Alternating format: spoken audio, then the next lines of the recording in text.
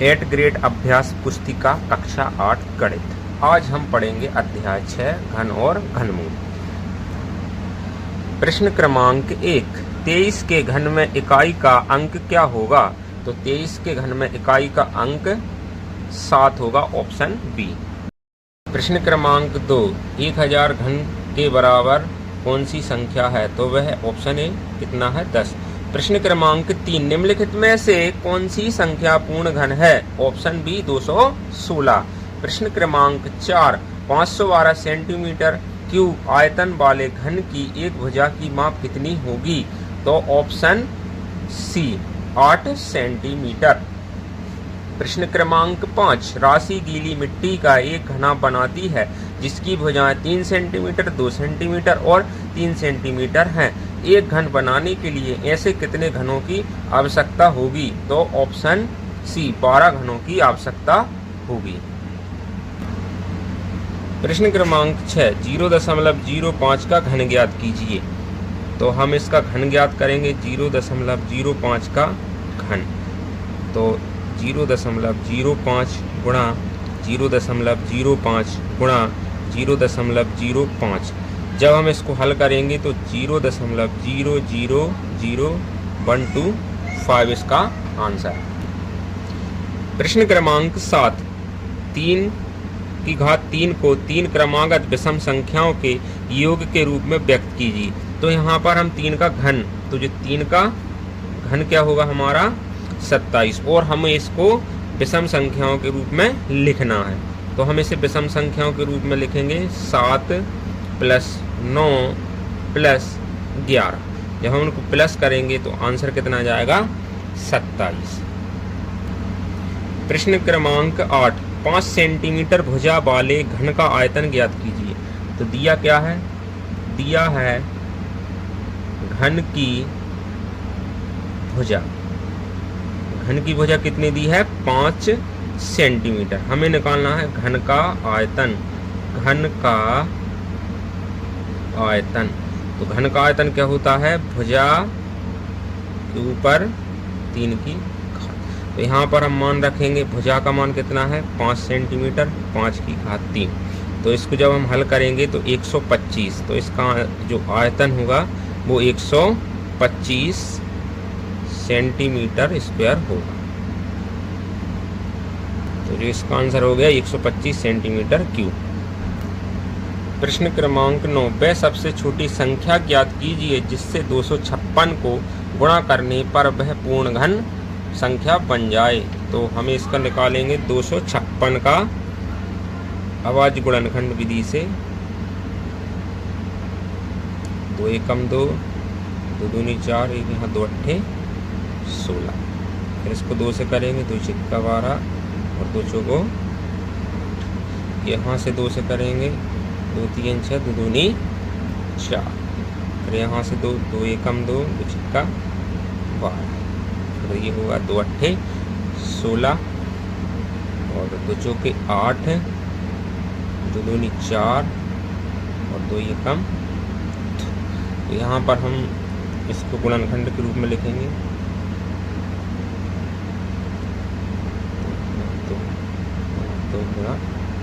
अब यहाँ से हम 3 के जोड़े बनाएंगे। तो यहाँ पर हम देखते हैं कि एक जोड़ा बनने में 1 2 की कमी है। तो यहाँ से हम क्या लिखेंगे? तो वह सबसे जो छोटी संख्या है वह क्या है? 2 है। तो हम यहाँ पर लिखेंगे वह सबसे छोटी संख्या 2 है जिसका गुणा करने पर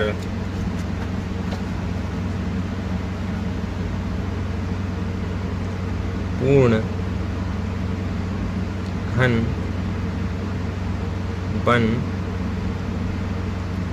जाए। प्रश्न क्रमांक 10, वह सबसे छोटी संख्या ज्ञात कीजिए जिससे 192 को भाग देने पर पूर्ण घन संख्या बन जाए। तो यहाँ पर हम 152 का भी अभाज्य गुणनखंड विधि से निकालेंगे। तो लिखेंगे 152, 2 नम 18, यहाँ 2 छक्का 12,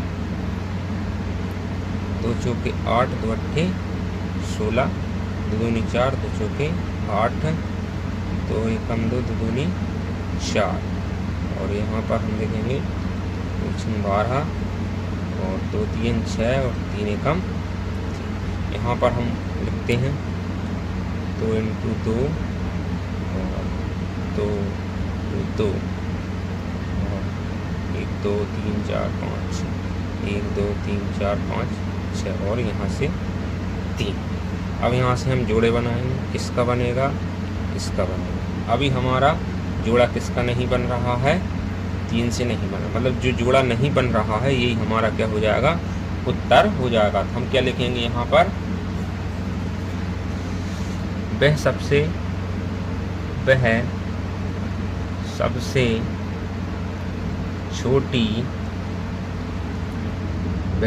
छोटी संख्या 3 है जिसका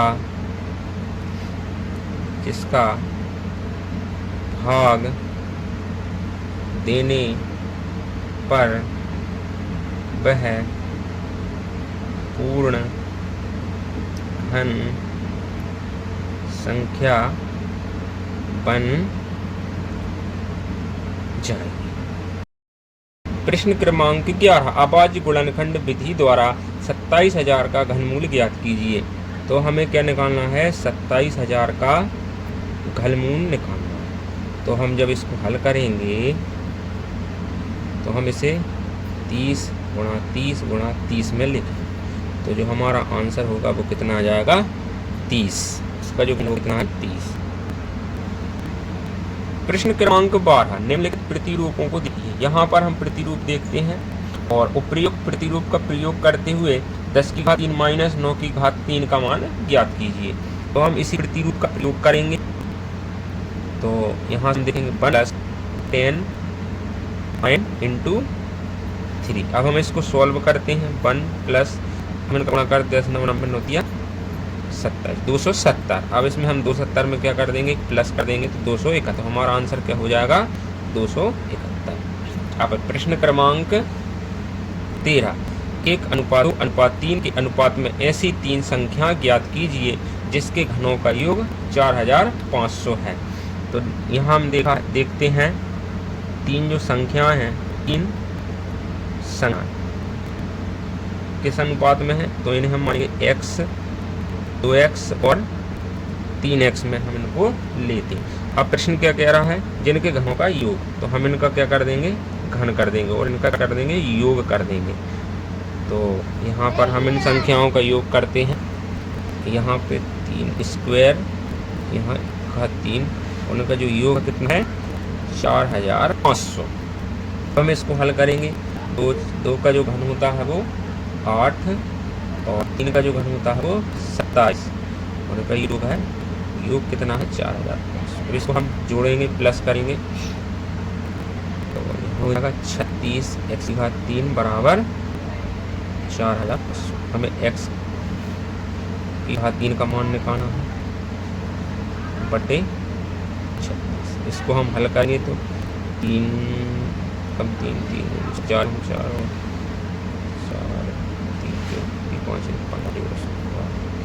तो हो जाएगा हमारा अपना जो आंसर है वो कितना हो जाएगा 125। इसको जब हल करेंगे तो हमारा आंसर हो जाएगा 125। अभी x का जो निकला है, अब हम इसका क्या निकालेंगे, का घनमूल निकालें। जो x का आंसर जो होगा वो कितना होगा 5। तो ऐसी 3 संख्याओं के मतलब वह संख्या 5। अब हम इसका मान यहाँ पर लेंगे। पहला क्या x, तो x का मान 5 ही है।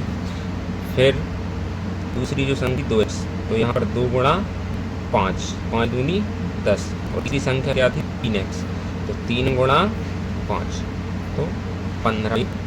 तीनों के आंसर। प्रश्न क्रमांक 14, 2 पूर्ण घनों का अंतर 189। यदि इनमें से छोटी संख्या का घनमूल 3 है तो बड़ी संख्या का घनमूल ज्ञात कीजिए। तो यहाँ पर हमारा बड़ी संख्या क्या है, माना बड़ी संख्या बराबर x है। इसके बाद छोटी संख्या का घनमूल दिया है। छोटी संख्या का घनमूल कितना है? 3 है। ठीक है, तो जो छोटी संख्या होगी वो कितनी होगी? छोटी संख्या, तो 3 का घन क्या होता है? 27। अब हम करेंगे इसको हल प्रश्नानुसार।